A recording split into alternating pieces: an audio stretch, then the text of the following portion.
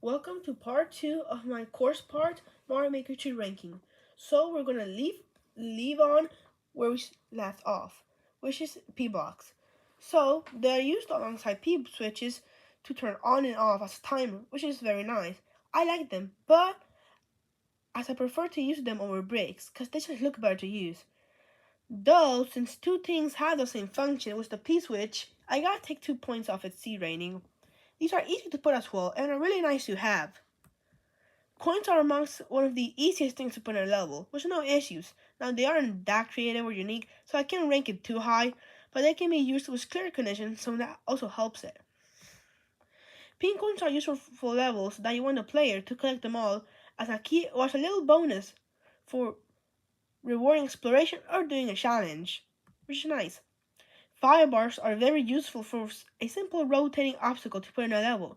Plus, you can adjust how long and what direction the firebar goes to, which makes it even more useful. The Master Sword is a very creative item for the Super Mario Bros. Style.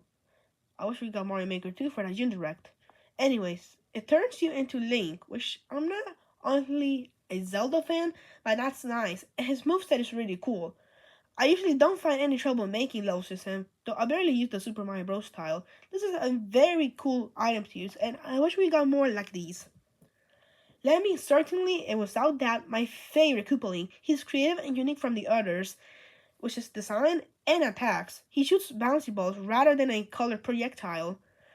The only complaint I have is that I wish there was a way to use his bouncy ball without him like the spike balls with Spike.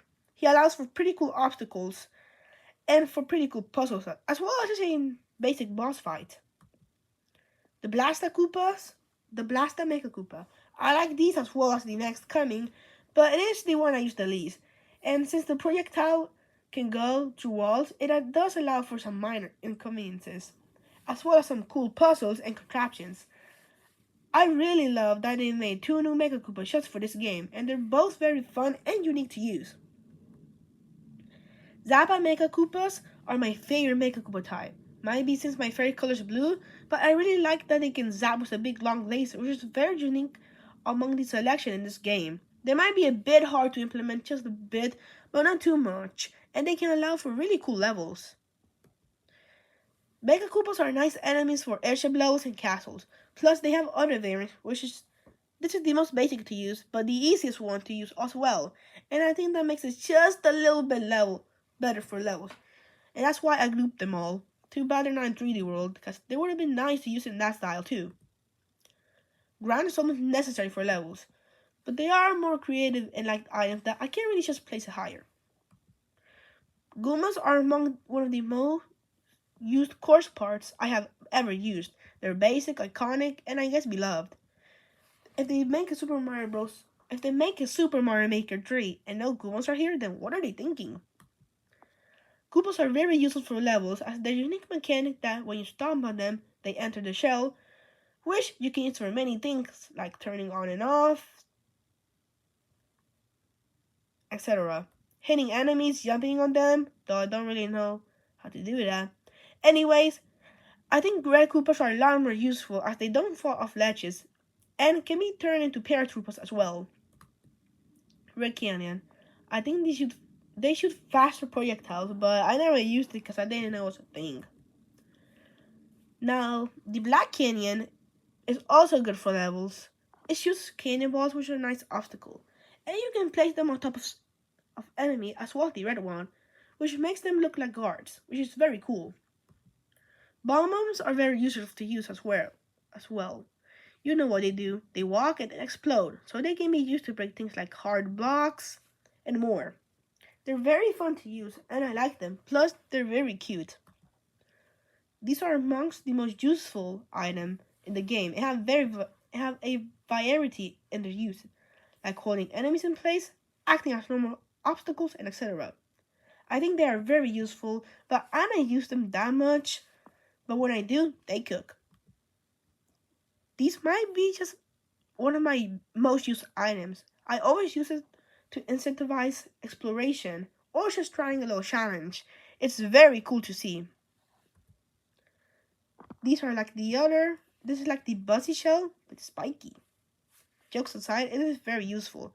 I personally like the design of the other one more, but this is technically superior because you can break stuff like bricks. But I think the other one just slightly etches the area. The Buzzy Shell, like the spiny shell, can be useful for contraption like an on and off that switches between themselves every few seconds, a timer, and for other stuff as well. You can also put this on for protection. These are like the normal little blasters coming up later on the list, but these ones shoot things at a faster rate, and the bullet bills are red and follow you. I love Yoshi as a character, so I really love making levels that include Yoshi and finding levels online that include him as well.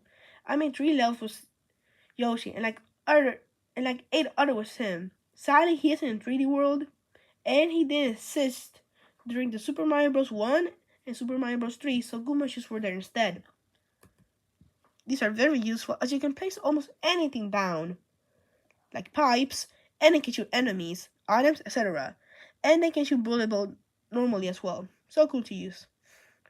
Twomps, in my opinion, are very cool enemies to use in your levels. Just place them down and they act as good obstacles.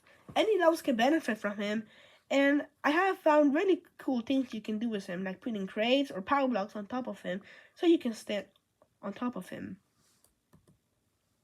These are very, very useful for any level, being timers, platforming, or even just jumping on him for an extra boost. Unlike P-blocks, they rank higher because they also work with normal bricks. It doesn't make it to top 10 just because it's a switch block I like more, and I found out that you can jump on the button for an extra jump on top of it, which could allow for scenarios like this. Just jump on top of the P-switch, and yeah.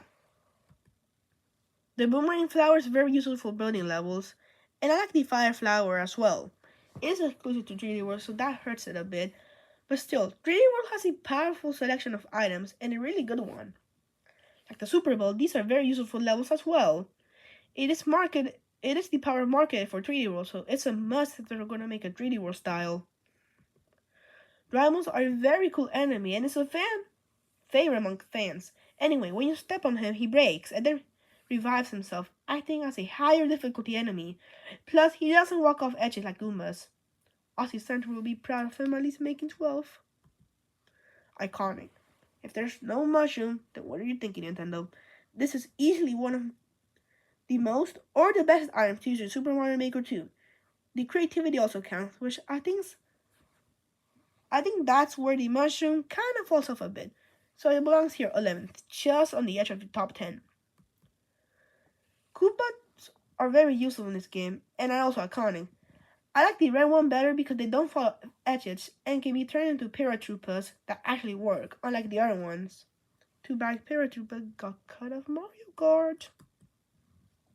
These are iconic power-ups, like the mushroom, and yet it's cut out its costume in Smash Ultimate. Anyway, you shoot fireballs, and that's pretty much it. It's very useful as a simple attack item, and it's easy to put in levels. These iconic bricks let you put stuff in them, and you can also ground pound on them and break things, with bomb bombs, Koopa shells, and thwomps, etc. They work in a level centered around them and not centered around them, and I made a pretty cool level around them called Brick City. Question blocks are very useful. You can put almost anything inside them, and I just love putting them in my levels as a secret or to give out a power-up. Pipes are a mainstay in the Mario series, and they're very useful. You can put almost anything inside of them, like the bullet bill blasters, and you can even go through them, which allows for a whole new area, which is very cool and allows to explain levels. These are perfect to prevent cheats in your level and overall a great item that any level benefits with them. And I just love using them. These are one of my favorite items in the games. They allow for cool and different types of level and some secrets. Plus they can be placed in things like question mark blocks and enemies, which make different type of challenges possible. A common example is putting keys on a Koopaling or other boss to make them required, and not just ignore Bowser Jr. like in the first Mario game, Maker game. These allow for the player to not have to restart the whole level, which is so cool. And I love putting them in levels. They're very, very useful. I just love to put them in levels. My only nitpick is that it would be nice that we can put 2 checkpoints in the same area without being restricted to one in the main area and one in the pipes. Doors just allow for levels to be expanded and are just very cool, especially the red door that needs you to have a key, which is very useful for boss fights as it makes them required, or even just anything in general. But in my opinion, the best item in Super Mario Maker 2 is the on and off duo. These are very creative and I love using them. They allow for endless possibilities and are just very cool, as I said alongside the video. Well, I hope you enjoyed this list as it was very hard to make. Again, leave a like and subscribe if you enjoyed, and leave a comment down on what you agreed and disagreed. Thank you for watching. I hope you liked, and thank Ozzy Central for this as well, as he really helped me with his Mario Maker 2 videos. Well, until next time, toast for Smash, and see you later.